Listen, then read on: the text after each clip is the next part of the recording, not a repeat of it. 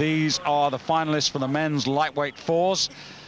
Well, 24 hours ago, the French won the lightweight eights with the help of their Olympic lightweight championship four, who now are in lane number 5. Well, it would be great to see the Danes defend the title, but I think they've got it all to do against this French four if they're really feeling good today, Dan.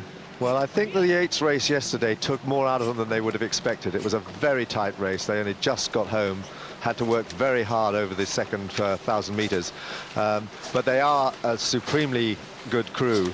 But Denmark has been going very well, and it is Denmark who have won the World Cup. They won in Munich, they won in Vienna, they won in Princeton. In fact, in Princeton, beating France. So Denmark are really the class crew here, and looking now more like their golden days from between Atlanta and Sydney, when they lost their man Poulsen during that season and couldn't quite regain their form. But here they are, moving very, very effectively and leading the field.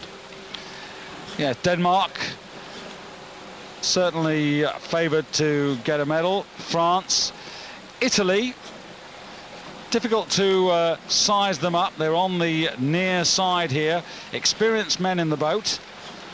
Nearly all these crews were in Sydney. All these competitors were in Sydney. One or two crews with one new person in the boat, but all of them, they know each other's game plan. They've been here before. They have been racing each other for the last 3 or 4 years.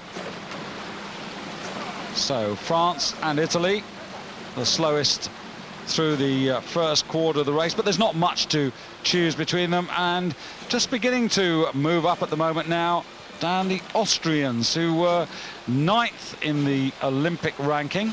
Yeah, they were 3rd in Munich and 2nd in Vienna in the World Cup this year, so not a great crew, but very effective, very consistent. But I would have thought certainly with France fully on song, they would have been in front, but they are really having to struggle to get back on terms. It's really hurting them, and they wouldn't have wanted to be so far back in this first part of the race. There is this tendency to regard all French crews as having this style of coming flying at the finish, but this has been a regatta where we've seen all the way through the week, Dan, that it's very important to be up with the race pace. Sure. Very difficult to come back from more than half a length or 3/4 of a length down at halfway. Pinson did it in the pair. There have been a few doing it well. Remember Sinead Jennings, she did it so well in the single. But generally, you know, you need to be up there in the front of the field. But Italy moving very well there in their boat, very experienced guys. That hard leg drive that they have, and that follow on through with the body through to the end of the stroke. It's Denmark out in front. Denmark moving well, and maybe this is their chance to recapture their winning ways from the 90s. Yes, they were a very effective crew in the 90s, the Danes, but they weren't always the prettiest crew to watch. No, that was true. It was the most aggressive, tough crew, and a crew that worked very much in the gym, building up their strength. A very strong crew, but they didn't do much wrong. I mean, they weren't. They were very close to the heavyweight four all through the period between Atlanta and Sydney. They were always only about a second and a half behind them. They always believed that they could beat the heavyweight boat, but they never actually did it. It was always about a half a length, 3/4 of a length in it.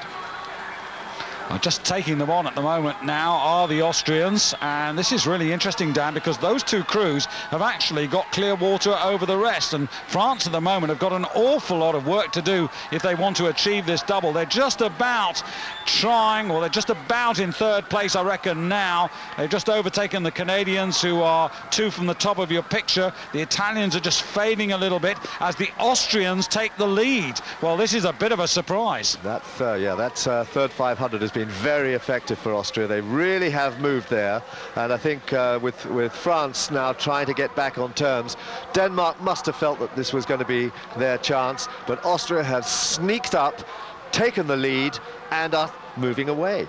Well, I just wonder whether this is one of the smartest pieces of rowing that we're going to see here, because the Austrians seem perhaps to have taken the opportunity. They've seen the French so far back and decided that they're going to go, and they've gone really quickly. Their time 1:29.81 for that third quarter now, and the Austrians with almost quarter of a length over the Danes. Here come the French. They're flying, they're moving, but is it all too late? Because they've got an awful lot to do in this last quarter, and there's only barely 250 meters to go. Yes, they look like, we just saw a close-up of France, and they really did look to be suffering. They really must be feeling that race from yesterday in the 8, which they won. But this is the one that they really want to win. This is the Olympic event, and they are nowhere near catching Austria, and it doesn't look as if they'll catch Denmark either. They're going to have to settle for bronze. But look at Austria going. This is a surprise, and there they are out in front, half a length ahead of Denmark. Denmark moving well, and it's going to be France in third place, the Olympic champions. Well, Martin Koban, Wolfgang Siegel, Bernd Wackelbinger and their new man, Sebastian Sagada, are at the moment holding off the Danes. The French can't close the line. Is going to come in time for the Austrians now, and this is a real upset. Few would have had their money on the Austrians, but the Austrians have pulled it out. Look at the advantage. It's gone from quarter to just over half a length there, ahead of Denmark. France take bronze ahead of Italy, and then a little fight on the far side with Canada just getting home ahead of Holland. But what a performance by these Austrian four. So hats off to the Austrians, their first World Championship gold medal for 6 years, up with the pace for the first 1,000, quickest through the third quarter, strong enough in the last 500. Very effective. Good execution there by the Austrians, taking their opportunity well. Denmark not quite the machine of the 90s.